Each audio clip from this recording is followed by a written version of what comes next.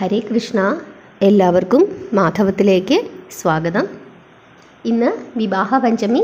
ഭഗവാൻ ശ്രീരാമൻ്റെയും ദേവി സീതാദേവിയുടെയും വിവാഹ വാർഷിക ദിനമാണ്.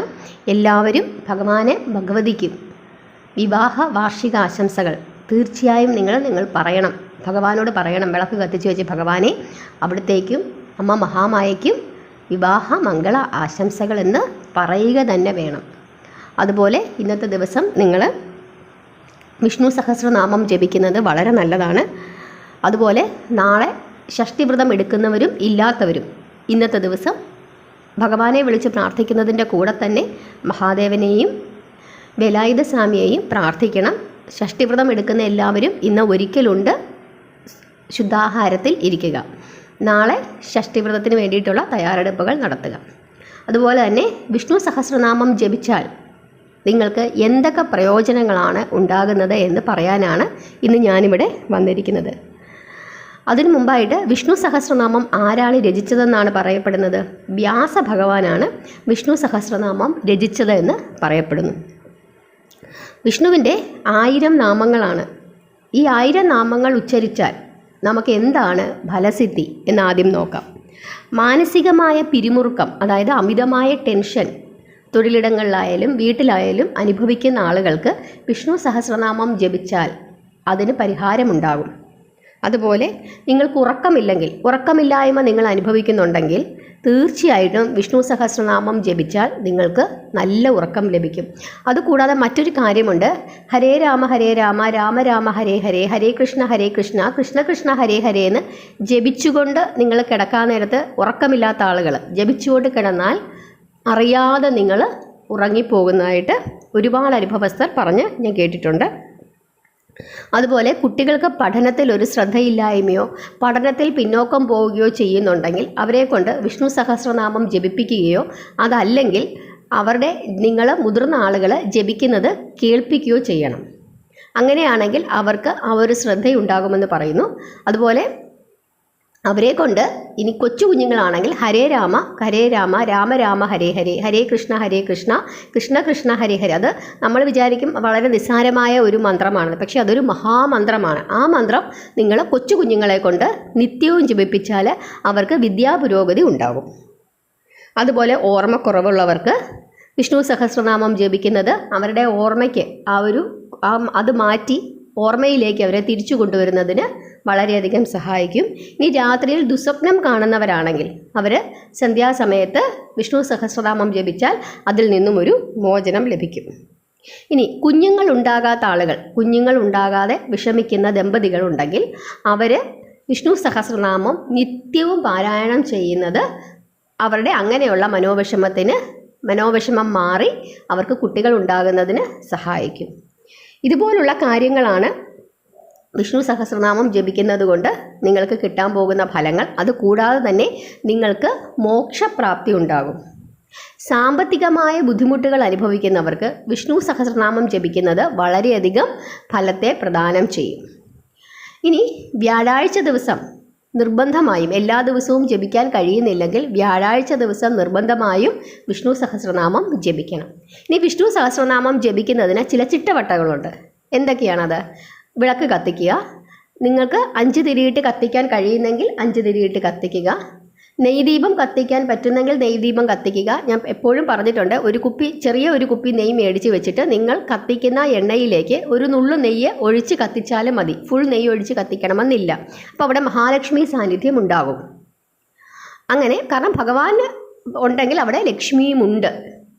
ആ രീതിയിൽ നിങ്ങൾക്ക് കത്തിക്കാം. വിളക്കിനകത്തേക്ക് എണ്ണയ്ക്കകത്തേക്ക് ഒരു ഏലക്കായും കൂടി ഇടാം. അപ്പോഴും മഹാലക്ഷ്മി സാന്നിധ്യം ഉണ്ടാകുമെന്ന് പറയുന്നു. അപ്പോൾ ആ രീതിയിൽ നിങ്ങൾക്ക് കത്തിക്കാം. കത്തിച്ചിട്ട് അല്ലെങ്കിൽ കിഴക്കോട്ടോ പടിഞ്ഞാട്ടോ ഓരോ തിരിയിട്ട് 2 തിരി, അതായത് വിളക്ക് ഇങ്ങനെ നമ്മൾ കൈ കൂപ്പുന്നത് പോലെ പടിഞ്ഞാറേക്ക് 2 തിരി ചേർത്തിടുക, കിഴക്കോട്ടും 2 തിരി ചേർത്തിടുക. അങ്ങനെ നിങ്ങൾക്ക് കത്തിക്കാം. അങ്ങനെ കത്തിച്ചിട്ട് കിഴക്കോട്ട് തിരിഞ്ഞിരുന്ന് പ്രാർത്ഥിക്കുക. ഇരുന്ന് പ്രാർത്ഥിക്കുമ്പോൾ വെറും നിലത്തിരുന്ന് പ്രാർത്ഥിക്കരുത്. ഒരു പായ വിരിച്ചിട്ട് അല്ലെങ്കിൽ ഒരു തുണി വിരിച്ചിട്ട് അതിൻ്റെ പുറത്തിരുന്ന് വേണം നിങ്ങൾ ജപിക്കാൻ. അതേപോലെ തന്നെ ആചാര്യന്മാർ പറയുന്നത് മഞ്ഞപ്പൂക്കൾ കൊണ്ട് അല്ലെങ്കിൽ തുളസി ഇലകൾ കൊണ്ട് ഭഗവാനെ അർച്ചന ചെയ്ത് പ്രാർത്ഥിക്കുന്നത് വളരെ നല്ലതാണെന്ന് പറയുന്നു. ഈ വിളക്ക് കത്തിക്കുന്ന ആ ഒരു വെറും നിലത്തല്ലല്ലോ നമ്മൾ വിളക്ക് കത്തിക്കുന്നത്, ഒരു ചെറിയ ഒരു പലകയിലായിരിക്കും കത്തിക്കുന്നത്. ആ പലകപ്പുറത്ത് മഞ്ഞ നിറത്തിലുള്ള ഒരു പട്ട് വിരിച്ചിട്ട് അതിൽ വിളക്ക് വെച്ച് കത്തിക്കുന്നത് വളരെ ഉത്തമമാണെന്ന് പറയുന്നു. തുളസി ഇലകൾ നിങ്ങളുടെ ആ സമയത്ത് വിളക്കിന് മുമ്പിലോ അല്ലെങ്കിൽ ഭഗവാന്റെ മുമ്പിലോ നിങ്ങൾ സമർപ്പിക്കണം. ഒരു കിണ്ടിയിൽ വെള്ളം വെക്കുകയും എന്തെങ്കിലും ഒരു നൈവേദ്യം ഭഗവാന്റെ മുമ്പിൽ വെച്ചിട്ട് വേണം പ്രാർത്ഥിക്കാൻ. എല്ലാ ദിവസവും നിങ്ങൾ ചെയ്യുവാണെങ്കിൽ ഒരു വെള്ളമെങ്കിലും ഭഗവാന് വേണ്ടി ഒന്ന് വെക്കുക, അല്ലെങ്കിൽ ഒരു പഴമെങ്കിലും വെക്കുക. നിങ്ങൾക്ക് ആ പ്രാർത്ഥന പ്രാർത്ഥിച്ചതിന് ശേഷം, വിഷ്ണു സഹസ്രനാമം ജപിച്ചതിന് ശേഷം നിങ്ങൾക്ക് ആ കിണ്ടിയിൽ നിന്നും അതിൽ നിന്നും ഒരു കവൾ ജലം എടുത്ത് നിങ്ങൾക്ക് കുടിക്കാവുന്നതാണ്. നിങ്ങൾ എന്ത് പ്രസാദമാണോ ഭഗവാന് വെച്ചത് ആ പ്രസാദം നിങ്ങൾക്ക് കഴിക്കാവുന്നതാണ്. കുറച്ച് കൽക്കണ്ടം മേടിച്ച് വെച്ചിട്ട് അതിനകത്തുനിന്ന് ശകലം കൽക്കണ്ടം എടുത്ത് ഭഗവാന് വെച്ച് നിങ്ങൾക്ക് നൈവേദ്യം സമർപ്പിക്കാം. അതല്ലെങ്കിൽ പഴവർഗ്ഗങ്ങൾ സമർപ്പിക്കാം, തുളസി ഇലകൾ സമർപ്പിക്കാം, എന്ത് വേണമെങ്കിലും നിങ്ങൾക്ക് പാൽപ്പായസം സമർപ്പിക്കാം, അവരവരുടെ സൗകര്യത്തിനനുസരിച്ച്. അപ്പം എല്ലാ ദിവസവും ഇപ്പോൾ വൈകുന്നേരം ദിവസവും വിഷ്ണു സഹസ്രനാമം ജപിക്കുകയാണ്, അതല്ല ജോലി കഴിഞ്ഞിട്ട് വന്നിട്ടാണ് നിങ്ങൾക്ക് ജപിക്കാൻ പറ്റുന്നത്, അപ്പോൾ നിങ്ങൾക്ക് ഭഗവാന് വേണ്ടി പ്രത്യേക വഴിപാടുകളൊന്നും ഉണ്ടാക്കാൻ കഴിയുന്നില്ലെങ്കിൽ ഞാൻ ഈ പറഞ്ഞതുപോലെ കുറച്ച് കൽക്കണ്ടം എടുത്ത് വെച്ചിരുന്നാൽ മതി. അല്ലെങ്കിൽ ഒരു 1 കിലോ പഞ്ചസാര മേടിച്ച് നിങ്ങൾ ഒരു പാത്രത്തിലിട്ട് പൂജാമുറിയിൽ വെക്കുക. എന്നിട്ട് അതിനകത്തുനിന്ന് 1-2 സ്പൂൺ പഞ്ചസാര എടുത്ത് വെച്ച് ഭഗവാന് നൈവേദ്യം ചെയ്ത്, നമ്മളുടെ മനസ്സാണ് പ്രധാനം. എന്തെങ്കിലും ഒന്ന് ഭഗവാന് നൈവേദ്യം ചെയ്യുന്നത് വളരെ നല്ലതാണ്. അത് നിങ്ങളുടെ ആ ഒരു മനഃശുദ്ധിക്കും നിങ്ങളുടെ ആരോഗ്യത്തിനും വളരെ വളരെ നല്ലതാണ്. അപ്പോൾ അത് കഴിക്കുമ്പോൾ ആ ഭഗവാന്റെ പ്രാർത്ഥനയുടെ ഗുണങ്ങളും കൂടി നിങ്ങൾക്ക് നിങ്ങളുടെ ശരീരത്തിലേക്ക് ചെല്ലും. അപ്പോൾ ഈ രീതിയിലാണ് നിങ്ങൾ വിഷ്ണു സഹസ്രനാമം ജപിക്കേണ്ടത്. വിഷ്ണു സഹസ്രനാമം ജപിക്കുമ്പോൾ ഉണ്ടാകുന്ന ഫലങ്ങളാണ് ഞാനിപ്പോൾ പറഞ്ഞത്. ഈ രീതിയിൽ, അതായത് ഉറക്കക്കുറവൊക്കെ അനുഭവിക്കുന്ന ആളുകളുണ്ടെങ്കിൽ നിത്യവും വിഷ്ണു സഹസ്രനാമം ജപിക്കുന്നത് വളരെ നല്ലതാണ്. പ്രത്യേകിച്ച് ഏകാദശി ദിവസങ്ങൾ, ഭഗവാന്റെ ദിവസങ്ങൾ, വ്യാഴാഴ്ച ദിവസങ്ങൾ ഒക്കെ വിഷ്ണു സഹസ്രനാമം ജപിക്കുന്നത് വളരെ നല്ലതാണ്. ഇന്ന് വിവാഹ പഞ്ചമി ആയതുകൊണ്ട് ഭഗവാൻ മഹാവിഷ്ണുവിൻ്റെ അവതാരങ്ങളിൽ ഒരാളാണ് ഭഗവാൻ ശ്രീരാമചന്ദ്രനും. അതുകൊണ്ട് തന്നെ ഇന്ന് വിഷ്ണു സഹസ്രനാമം ജപിക്കുന്നത് വളരെയധികം ഫലത്തെ പ്രദാനം ചെയ്യും. അപ്പോൾ ഇങ്ങനെയുള്ള കാര്യങ്ങൾ അറിഞ്ഞു വെച്ചിട്ട് വേണം നമ്മൾ ചെയ്യാനായിട്ട്. പിന്നീട് ലക്ഷ്മി ദേവി, അഷ്ടലക്ഷ്മിമാർ ആരൊക്കെയാണ് എന്നുള്ള ഒരു വീഡിയോ ഞാൻ ഇട്ടിട്ടുണ്ട്. ആ അഷ്ടലക്ഷ്മിമാരെ പ്രാർത്ഥിക്കേണ്ടുന്ന അഷ്ടലക്ഷ്മിമാരുടെ രൂപങ്ങൾ എങ്ങനെയാണ്, എന്താണ് അഷ്ടലക്ഷ്മിമാരെ പ്രാർത്ഥിച്ചാൽ നമുക്ക് കിട്ടുന്ന ആ ഫലങ്ങൾ എന്നൊക്കെ പറഞ്ഞിട്ടുള്ള ഒരു വീഡിയോ, അഷ്ടലക്ഷ്മിമാരെ അറിയുക എന്നൊരു വീഡിയോ ഞാൻ ഇട്ടിട്ടുണ്ട്. ഭഗവാനെ അറിയുന്ന എല്ലാവരും ലക്ഷ്മി ദേവിയും അറിയണം. ലക്ഷ്മി ദേവി ഇല്ലാത്ത ഒരു ഭഗവാൻ ഇല്ല. ലക്ഷ്മി ദേവി ഇറങ്ങിപ്പോകുമ്പോൾ ഭഗവാനും കൂടെ ഇറങ്ങിപ്പോകുമെന്നാണ് പറയുന്നത്. അതാണ് തിരുപ്പതി ബാലാജിയുടെ കഥ. അതൊരു ദിവസം ഞാൻ നിങ്ങൾക്ക് പറഞ്ഞു തരാം. അപ്പോൾ ആ രീതിയിൽ നമ്മൾ ഭഗവാനെ പ്രാർത്ഥിക്കുമ്പോൾ മഹാലക്ഷ്മിയും കൂടെ പ്രാർത്ഥിക്കുക. മഹാലക്ഷ്മിയുടെ അനുഗ്രഹവും കൂടി ഉണ്ടെങ്കിൽ മാത്രമേ ഭഗവാനോടുള്ള പ്രാർത്ഥന പൂർണ്ണമാവുകയുള്ളൂ. അതുകൊണ്ട് ആ അഷ്ടലക്ഷ്മിമാരുടെ ആ വീഡിയോ നിങ്ങളൊന്ന് കണ്ടിട്ട് എന്താണ് അഷ്ടലക്ഷ്മിമാരെന്ന് ഒന്ന് മനസ്സിലാക്കി വെക്കുക. ഇത്രയും കാര്യങ്ങളാണ് ചെയ്യേണ്ടത്. ത്രിമൂർത്തികളിൽ ഭഗവാൻ മഹാവിഷ്ണു പരിപാലകനാണ്. ബ്രഹ്മാവ് സൃഷ്ടിയുടെ പ്രതീകമാണെങ്കിൽ സംഹാരത്തിൻ്റെ പ്രതീകമാണ് മഹാദേവൻ. എന്നാൽ പരിപാലിക്കുന്നവനാണ് മഹാവിഷ്ണു. അതായത് നമ്മളുടെ നിത്യജീവിതത്തിൽ നമ്മളെ പരിപാലിച്ചു കൊണ്ടുപോകുന്നതിന് ഭഗവാന്റെ അനുഗ്രഹം തീർച്ചയായും നമുക്ക് വേണം. അതുകൊണ്ടാണ് മഹാലക്ഷ്മിയും ഭഗവാന്റെ കൂടെ തന്നെ ഇരിക്കുന്നത്. അപ്പോൾ ഈ മഹാലക്ഷ്മി തരുന്ന സമ്പത്ത്, മഹാലക്ഷ്മി അത് ആർക്ക് കൊടുക്കും? കുബേരന് കൊടുക്കും. കുബേരൻ അത് നമുക്ക് വീതിച്ചു തരും. ആ തരുന്ന സമ്പത്തുകളും ഐശ്വര്യങ്ങളും കൊണ്ട് നമുക്ക് നന്നായി ജീവിക്കണമെങ്കിൽ, അത് പരിപാലിച്ചു കൊണ്ടുപോകണമെങ്കിൽ ഭഗവാൻ മഹാവിഷ്ണുവിൻ്റെ അനുഗ്രഹം പ്രത്യേകമായി നമ്മൾ നേടേണ്ടതുണ്ട്. അതുകൊണ്ടാണ് ഈ കലിയുഗത്തിൽ ഭഗവാനെ വിളിച്ച് പ്രാർത്ഥിക്കാൻ പ്രത്യേകം പറയുന്നത്. കാരണം ഭഗവാന്റെ അനുഗ്രഹങ്ങളില്ലെങ്കിൽ നമ്മൾ എത്ര സമ്പത്ത് ഉണ്ടാക്കിയെന്ന് പറഞ്ഞാലും, എന്തൊക്കെ ഐശ്വര്യങ്ങൾ നമുക്കുണ്ടെന്ന് പറഞ്ഞാലും അതൊന്നും നിലനിൽക്കുകയില്ല. അതുകൊണ്ട് തീർച്ചയായിട്ടും നമ്മൾ എപ്പോഴും ഭഗവാനെ വിളിച്ച് പ്രാർത്ഥിച്ചുകൊണ്ടിരിക്കുക. പ്രത്യേകിച്ച് വിശേഷ ദിവസങ്ങൾ, വ്യാഴാഴ്ച ദിവസങ്ങൾ ഭഗവാനെ വിളിച്ച് പ്രാർത്ഥിക്കുക. വിഷ്ണു സഹസ്രനാമം നിരന്തരം ജപിക്കുക. വിഷ്ണു സഹസ്രനാമം വ്യാഴാഴ്ച ദിവസമെങ്കിലും ജപിക്കാൻ ശ്രമിക്കുക. പ്രത്യേകിച്ച് ഏകാദശി ഇങ്ങനെയുള്ള വ്രതങ്ങൾ എടുക്കുന്ന ദിവസങ്ങളിലെല്ലാം ജപിക്കുക. ഇന്നത്തെ ദിവസം നിങ്ങൾ എന്തായാലും വിഷ്ണു സഹസ്രനാമം ജപിക്കണം. ഇനി വെറുതെ ഇരിക്കുന്ന സമയങ്ങളിലെല്ലാം ഹരേ രാമ രാമ രാമ ഹരേ ഹരേ, ഹരേ കൃഷ്ണ കൃഷ്ണ കൃഷ്ണ ഹരേ ഹരേ എന്ന ദിവ്യമായ മന്ത്രം, അത് നമ്മൾ വിചാരിക്കും നമ്മൾ കുഞ്ഞിലേ മുതലേ പഠിച്ചതുകൊണ്ട് നമ്മൾ അതിനൊരു വലിയ പ്രാധാന്യം കൊടുക്കുന്നില്ല. പക്ഷേ ഏറ്റവും വലിയ ദിവ്യമായ മന്ത്രമാണത്.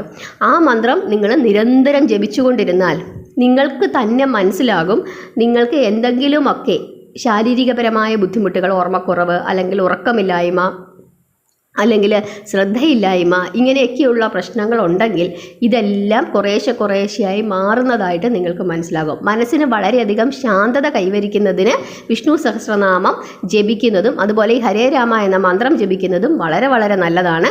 വിഷ്ണു സഹസ്രനാമം ജപിക്കാൻ സമയം കിട്ടാത്തവരോടാണ് ഞാൻ ഈ ഹരേ രാമ എന്ന് ജപിക്കാൻ പറയുന്നത്. അത് നിങ്ങൾക്ക് നിങ്ങളുടെ തൊഴിലിടത്തിൽ വെറുതെ ഇരിക്കുന്ന സമയത്തോ അതല്ലെങ്കിൽ യാത്ര ചെയ്യുന്ന സമയത്തോ ഒക്കെ നിങ്ങൾക്ക് ജപിക്കാവുന്നതാണ്. ഇനി കിഴക്കോട്ട് തിരിഞ്ഞിരുന്ന് വേണം വിഷ്ണു സഹസ്രനാമം ജപിക്കാൻ. വെറും തറയിലിരുന്ന് ജപിക്കരുത്. ജപിക്കുന്ന സമയത്ത് വിളക്ക് കത്തിക്കുന്നതിൻ്റെ കൂട്ടത്തിൽ ഒരു കിണ്ടിയിൽ വെള്ളം അതുപോലെ എന്തെങ്കിലും ഒരു നൈവേദ്യവും ഭഗവാനെ സമർപ്പിക്കണം. പ്രാർത്ഥിച്ചതിന് ശേഷം നിങ്ങൾക്കും നിങ്ങളുടെ കുടുംബാംഗങ്ങൾക്കും അത് കഴിക്കാവുന്നതാണ്. ഇത്രയും കാര്യങ്ങളാണ് വിഷ്ണു സഹസ്രനാമം ജപിക്കുമ്പോൾ ശ്രദ്ധിക്കേണ്ടത്. എല്ലാവരും നാളത്തെ ഷഷ്ഠി വേണ്ടി തയ്യാറെടുക്കുക. സ്കന്ദഷഷ്ഠി എടുത്ത എല്ലാവരും ഈ ഷഷ്ഠിയും എടുക്കണം. ചമ്പാഷഷ്ഠിയാണ്, വളരെ പ്രത്യേകതയുള്ള ഷഷ്ഠിയാണ്. ഇനി എടുക്കാൻ സാധിക്കത്തില്ലാത്തവരും പ്രാർത്ഥന മുടക്കരുത്. ഇനി പീരീഡ്സ് അല്ലെങ്കിൽ പെല ഇങ്ങനെയുള്ളവരൊന്നും വിഷമിക്കേണ്ട. എപ്പോഴും ഞാൻ പറയുന്നത് പോലെ തന്നെ ക്ഷേത്രത്തിൽ പോകണ്ട എന്നേ ഉള്ളൂ. നിങ്ങൾ നിങ്ങളുടെ വ്രതനിഷ്ഠയിൽ പ്രാർത്ഥനയിൽ മുഴുകുക. അതുപോലെ അഷ്ടലക്ഷ്മിമാരെ പ്രാർത്ഥിക്കുക.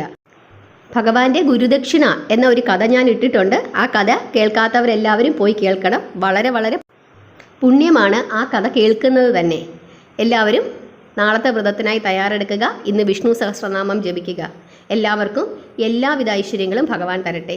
ഹരേ കൃഷ്ണ.